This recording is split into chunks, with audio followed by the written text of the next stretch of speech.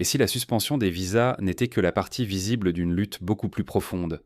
Un matin, sans avertissement, une simple phrase apparaît sur le site de l'ambassade des États-Unis. Toutes les demandes de visa pour les Burkinabés sont suspendues jusqu'à nouvel ordre. Pas de communiqué officiel, aucune explication, juste un silence assourdissant qui prend tout le monde de court. Dans les rues de Ouagadougou comme dans les bureaux du gouvernement, la stupeur est totale. Étudiants, hommes d'affaires, familles, fonctionnaires, tous restent sans voix devant cette mesure soudaine. D'habitude, même les décisions tendues s'accompagnent d'un minimum de justification. Là, rien. Pourquoi ce choix brutal? Le contexte intrigue d'autant plus que cette suspension tombe à peine quelques jours après que le Burkina Faso a refusé d'accueillir certains déportés dont l'identité n'était pas clairement établie. La coïncidence est trop forte pour passer inaperçue. Beaucoup y voient un message, un avertissement lancé par une grande puissance à un État qui ose dire non. Mais et si la vraie raison était ailleurs?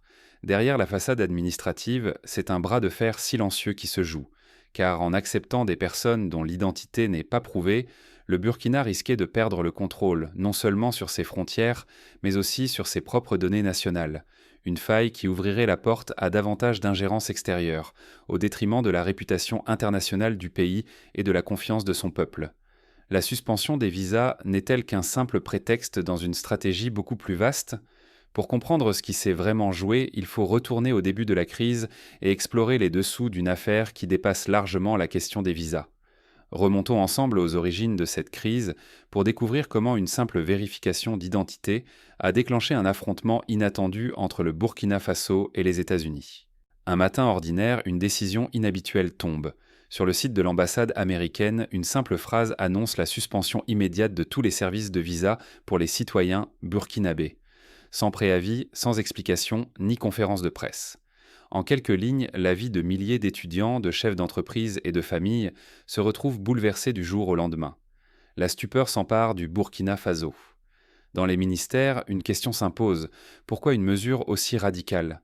Très vite, les autorités comprennent que ce n'est pas une histoire de formulaire perdu ou de système informatique à jour. Cette rapidité d'exécution, à peine 48 heures après le refus d'accepter certains déportés, intrigue et inquiète. Du côté burkinabé, la réponse avait été simple et ferme. Nous acceptons uniquement les personnes dont la nationalité est prouvée. Derrière cette phrase, un choix stratégique. Beaucoup de petits pays préfèrent céder pour éviter d'attirer l'attention ou de provoquer l'ire d'une grande puissance. Mais cette fois, le Burkina Faso refuse de faire semblant. Pourtant, ce refus n'a rien d'un geste de défi. Il s'agit d'une question de vérité et de dignité. Comment accepter sur son sol des personnes dont l'identité est douteuse ou qui n'apparaissent dans aucun registre national? Ce refus, rare à ce niveau, montre une volonté. Garder le contrôle de sa politique migratoire, ne pas devenir l'exécutant de décisions prises ailleurs. Avec cette suspension, la pression est maximale. Les étudiants voient leurs projets d'études s'effondrer. Les entrepreneurs perdent des marchés, des familles se retrouvent séparées. Mais derrière ce choc, les autorités burkinabées sentent que l'affaire va bien au-delà des visas. Ce qui se joue en réalité, c'est la souveraineté d'un pays, sa capacité à décider qui entre ou sort, à protéger ses données et à défendre son image face au regard du monde. Céder à la pression, ce serait ouvrir une brèche dans cette souveraineté. L'enjeu dépasse largement les allers-retours administratifs. Pourtant, derrière cette apparente crise administrative se cache une stratégie insidieuse, bien plus profonde que ce que la plupart imaginent. Découvrons comment la question des visas est devenue une arme silencieuse dans un affrontement autour des données nationales. Quand un simple refus révèle des enjeux cachés, quelques jours après la suspension soudaine des visas américains pour les citoyens du Burkina Faso, un mémo confidentiel a fuité. Ce document révélait une réalité bien plus troublante. L'intérêt réel des États-Unis portait sur l'accès aux données internes du Burkina, bien au-delà de la question des déportés. En coulisses, la pression sur les visas n'était qu'un levier. L'objectif? Forcer le Burkina Faso à ouvrir ses systèmes de migration, ses registres de frontières et, surtout, ses bases d'exportation de minerais stratégiques. La diplomatie américaine avançait masquée, utilisant des termes comme alignement procédural pour exiger, sans jamais le dire directement, un accès privilégié à ces systèmes nationaux sensibles.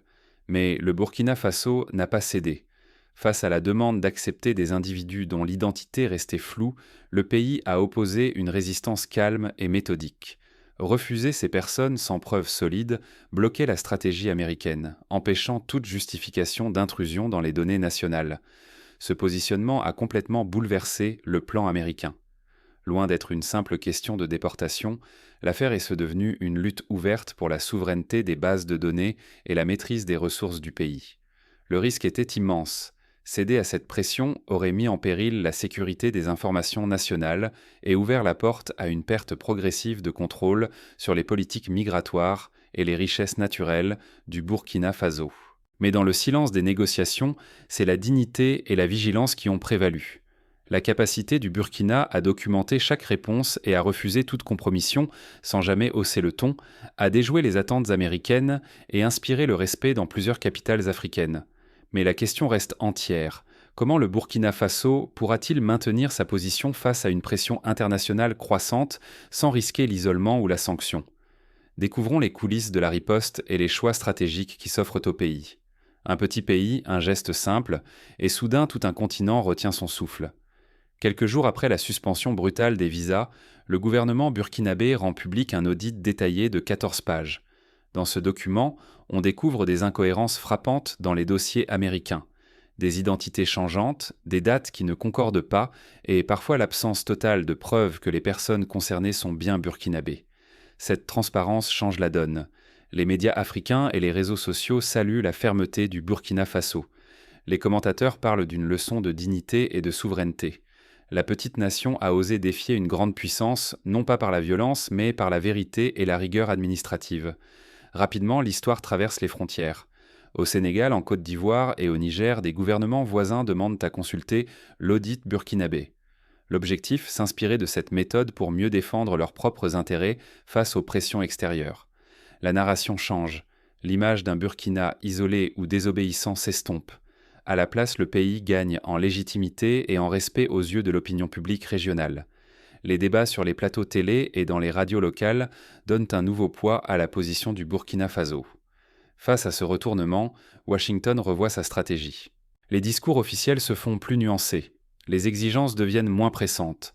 Discrètement, certains représentants américains commencent même à évoquer une reprise progressive du dialogue, sans plus conditionner l'accès au visa à un assouplissement sur les données nationales. Mais ce succès reste fragile. Pour le Burkina, le risque est réel. Soit il consolide le respect de ses citoyens et inspire ses voisins, soit il s'expose à l'isolement ou à d'éventuelles représailles économiques si la tension monte encore. Derrière cette victoire inattendue se cache une méthode précise, une leçon universelle que chaque État peut retenir pour résister aux géants mondiaux. Et si la plus grande force d'un pays était sa capacité à dire non, calmement, preuve à l'appui. L'affaire entre les États-Unis et le Burkina Faso nous enseigne que la résistance ne se mène pas toujours à coups de poing sur la table, mais dans la froideur des faits et la transparence maximale. Face à la pression, une réponse posée, factuelle, sans agitation, a prouvé son efficacité là où les réactions émotives auraient pu fragiliser la position du Burkina Faso. En exposant chaque incohérence, chaque zone d'ombre dans les demandes américaines, les autorités burkinabées ont montré que la vérité et la rigueur documentaire sont des armes redoutables. Il ne s'agissait pas seulement de refuser des individus au statut incertain, mais de défendre la souveraineté nationale sans jamais tomber dans la provocation. Cette posture, exemplaire par son calme, a permis de retourner la pression contre ceux qui l'initiaient. La mobilisation de l'opinion publique a transformé ce qui aurait pu être perçu comme une faiblesse en un atout stratégique. En rendant l'affaire visible, en informant sur les enjeux réels derrière la suspension des visas, le Burkina Faso a éveillé la vigilance de toute une société. Cette union entre gouvernement et citoyens a renforcé la confiance nationale et démontré que l'information partagée peut aussi être une barrière contre les ingérences. Dans cette crise, des outils administratifs comme les visas se sont révélés être des leviers de pression diplomatique silencieux, capables de perturber des vies quotidiennes autant que des équilibres géopolitiques. Mais leur pouvoir s'effrite dès lors qu'ils sont confrontés à des processus solides et à une transparence assumée. Le Burkina Faso a su transformer un instrument de chantage en démonstration de maîtrise institutionnelle. Ce choix inspire déjà d'autres nations africaines. Plusieurs gouvernements observent comment une résistance méthodique et documentée peut protéger la souveraineté, sans tomber dans l'isolement ou le conflit ouvert. Il devient alors possible de refuser des concessions risquées tout en maintenant la dignité et le dialogue. Mais il existe un risque considérable. Si les États négligent d'analyser et de retenir les leçons de cette crise, ils resteront vulnérables aux pressions occultes des grandes puissances. La souveraineté, la gestion des données sensibles et l'indépendance politique exigent une vigilance constante, soutenue par des citoyens informés et des institutions rigoureuses. Alors, que peut-on vraiment retenir et qui doit agir dès maintenant ? Dans la suite, nous verrons concrètement quelles pistes d'action s'offrent au gouvernement, mais aussi aux citoyens, pour renforcer la souveraineté et la résilience face à de telles pressions. L'exemple du Burkina Faso l'a prouvé. La souveraineté, ça se défend jusque dans les détails des procédures. Ce qui paraît anodin, un simple formulaire, une demande de visa, une liste de noms, peut en réalité cacher une bataille beaucoup plus profonde pour le contrôle et la dignité d'un pays.